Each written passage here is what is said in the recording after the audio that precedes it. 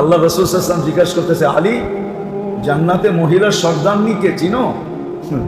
তো হাসি দিয়া মাথা নিচে করে বলতেছে, ওটা তো আমার বাড়িতে।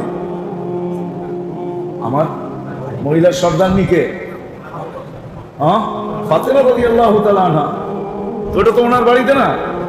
আল্লাহ রাসূল হাসতেছে আর বলতেছে, যুবকদের সর্দারকে চিনো? হাসতেছে, বলতেছে, ইয়া রাসূলুল্লাহ, ওটাও তো আমার বাড়িতে। এই সময় দুইজন আসতেছে, আবু বকর আর ওমর রাদিয়াল্লাহু তাআলা আনহুমা আসতেছে।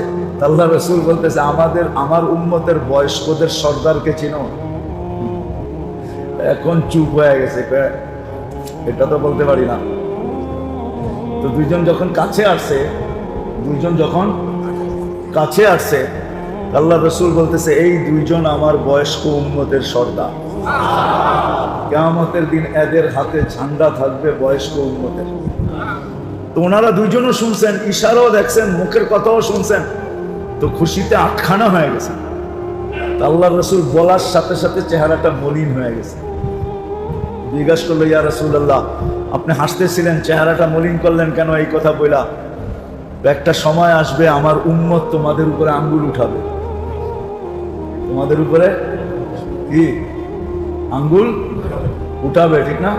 আছে না আমাদের সমাজে কত মানুষই তো বলে, আরে ওনারা কি আমাদের মতো আধুনিক শিক্ষায় শিক্ষিত ছিল নাকি? ঠিক না? বলে না, অনেকে বলে ওনারা দরিদ্র ছিলেন, আমাদের মতো এরকম টাকা পয়সাওয়ালা ছিলেন না। একটা কাগজের মালিক হইয়া এখন আর কিচ্ছু চোখে দেখে না, ঠিক না? কি কাগজ, টাকা কি? হ্যাঁ, এটা সম্পদ না।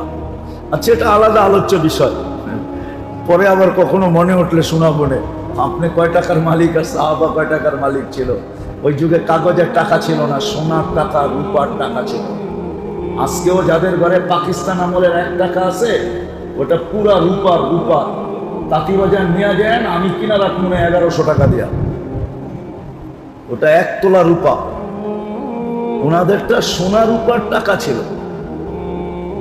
তো বলছে, তোমাদের উপরে আঙ্গুল উঠাবে। তো বলছে, ইয়া রাসূলুল্লাহ, আমরা কি করলাম আপনার উম্মতের জন্য যে আমাদের উপরে আঙ্গুল উঠাবে?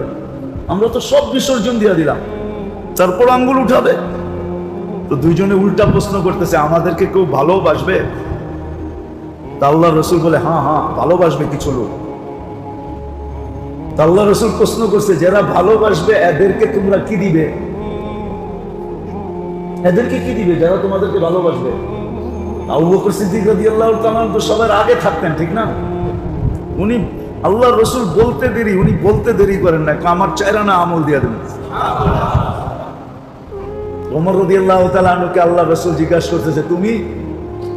ওনার আগে তো কখনো চাইতেও পারি নাই, আর চাইতেও চাই না। ওনার আগে যাবো, ওইখান থেকে মনে হচ্ছে কোনোদিন তো ওনার আগে যেতে পারি নাই।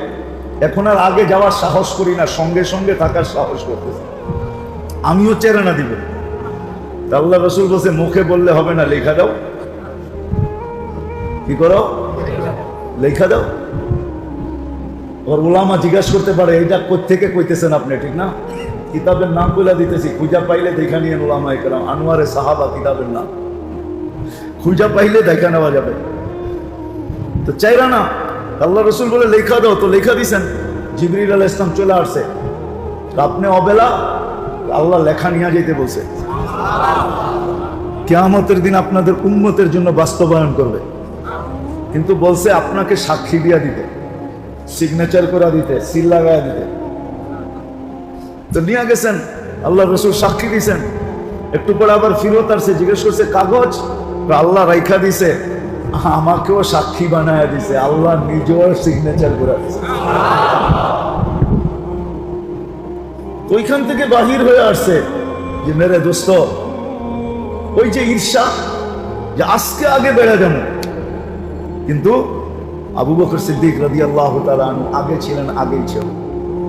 তো যদিও হিংসা এটা বৈধ না, কিন্তু ঈর্ষা বৈধ। এই জন্য আমাদের জানা উচিত